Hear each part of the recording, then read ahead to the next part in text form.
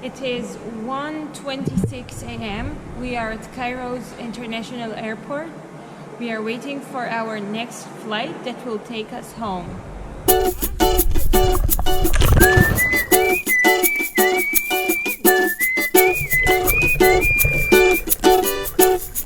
So we're doing this video because after 40 months of continuous traveling, we are going home and we'll be talking about how tiring long-term traveling can be. I think this is a clear example because we're catching a flight at 3:30 a.m. But what can you do? Imagine this was our flight into a new country, not going home, and getting a, I don't know, a 5-hour, 6-hour flight at 3 in the morning. You arrive there at 8 o'clock. And when you get there, you have to go to the ATM first thing, exchange money. Look for the ATM Look first. for the ATM.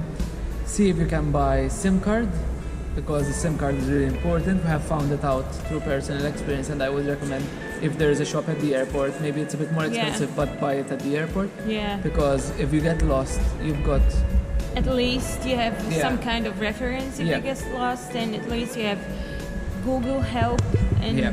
whatever. You can Google anything. You can download offline maps of Google as well. That's really important, Yeah. especially if you're going to a country where you won't have internet in the beginning. Then we have to get a taxi. Yeah, you need to find a way how to get to your accommodation. Or public transport to your accommodation, yeah. Obviously, it has to be the cheapest, but at the same time, it has to be convenient. So you have to look out and see what's best. Oh, and we forgot to mention immigration as well. Yeah. Because of course, if you're visiting a foreign country, you will probably need a visa. So Yeah. you need to pass through immigration. You need to get your Takes passport forever. stamp.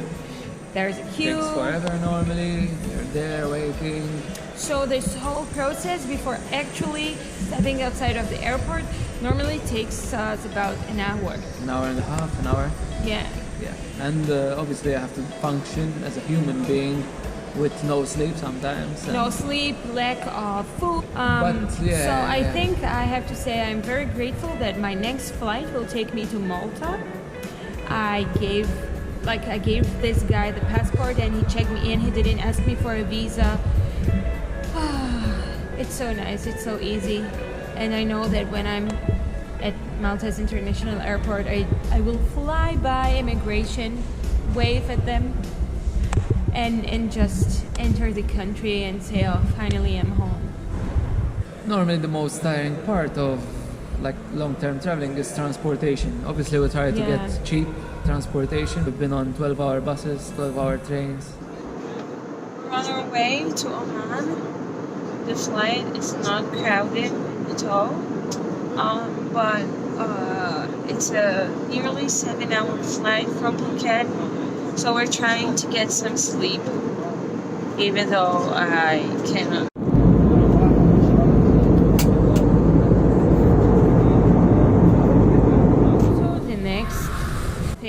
That you have to take into consideration when you're on a long-term trip is that every time you're changing countries, you're changing money, you're changing language. Yep.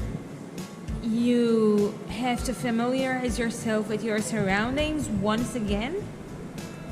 And learn how to handle people. Yeah, Because the new people are cultures. different. Yeah, exactly. So you need to learn how they work, what they do, they're Yeah. tricky or not tricky. Yeah, like in learning Asia, process. of course, like let's say Thailand, we never understood the language. So while they were speaking, sometimes we even would think they were making fun of us, even though I think they were not. It's just their gesticulations and their mannerisms we are not accustomed to. So sometimes it looks off to us.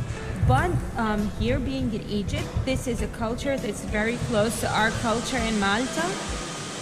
And also we can understand a bit the language. We felt quite at home here, I would say. Yeah. And it was easy. We could understand that speaking at a very high voice is not being angry, and it does not mean that they are shouting at each other or fighting. It's just the culture, and that is very much like our culture in Malta. Yeah.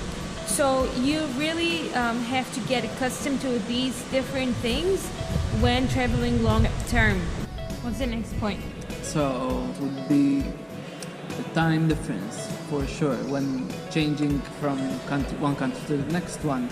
Obviously, you have to deal with the time difference. Sometimes you are a bit jet lagged, you cannot sleep at the right times. You have to. Right. Yeah. You wake up at the wrong times. You wake up late, early. So Yeah. that's a bit of an issue.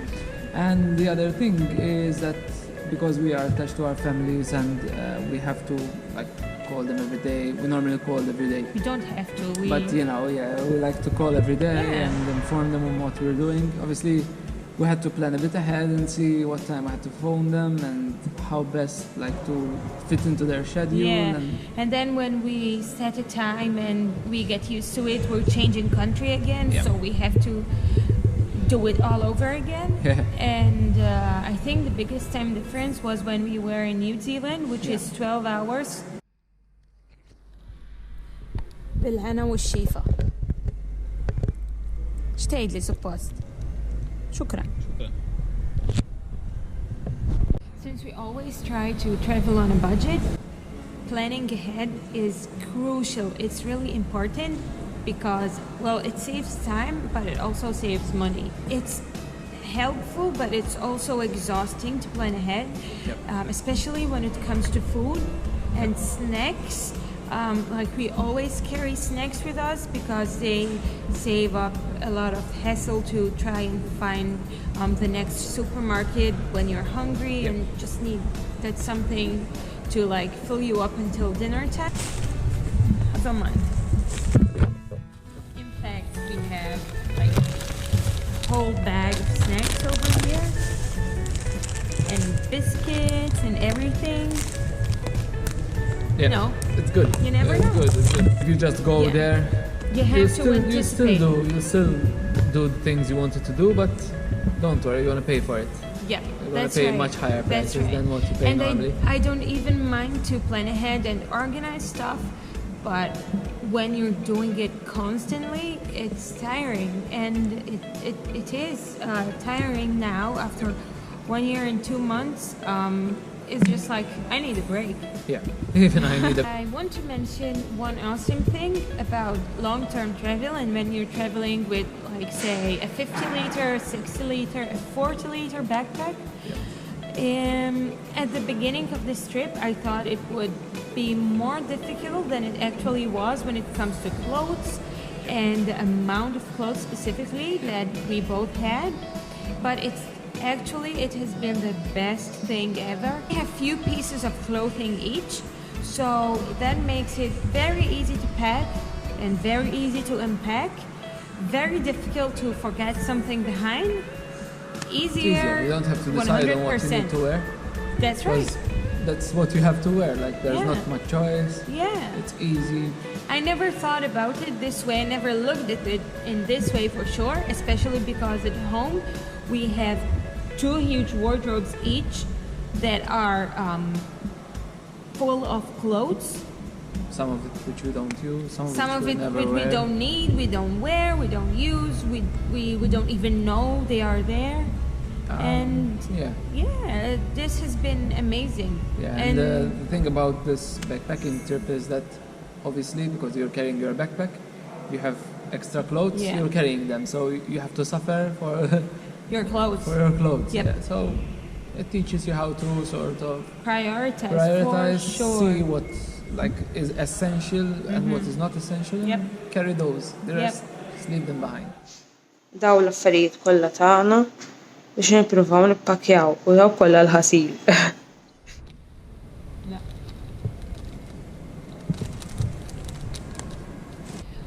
So finally, I want to say that we are not doing this video to shed bad light on long-term travel. We are not doing this video to discourage you from traveling or from traveling long-term or from following your dreams. Whatever you have it, just go, just do it. And we actually cannot encourage you enough to do it. I'll be damned if you don't go because of this video. So this is just us speaking our minds and telling it how it is, sharing with you the realities we faced during these past 14 months of long-term travel.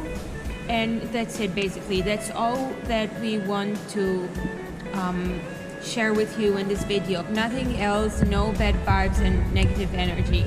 Everything comes with its good Yeah. and bad, and it's just like life. It comes as a package. You either like it or you don't. Yeah. Just the way it is. That's right. I understand and we understand that long-term travel is not for everyone. Yeah, for Our sure. Yeah. travel style is not for everyone. We wanted to do this video, just like I said, just to share our experiences with you. If you like this video, please subscribe to our channel. If you want more videos like this, let us know in the comments below. Tell us what you think about long-term travel. Yeah. Have you done it? What's your That's right. experience? Did you like it? Did you not like it? How long would you suggest long-term travel to be? 3 months, 6 months, 12 months, 14 months?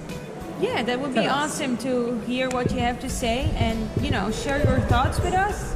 That would be awesome. Cheers, guys. Thanks for watching. Cheers. I'm getting really tired. so that's Yeah, good. I don't know. We really want to sleep right now, Yeah. but it's not really sleep if you're in an airport. But anyway, We'll try. catch you in the next video. Yeah. Day Travel 2 out.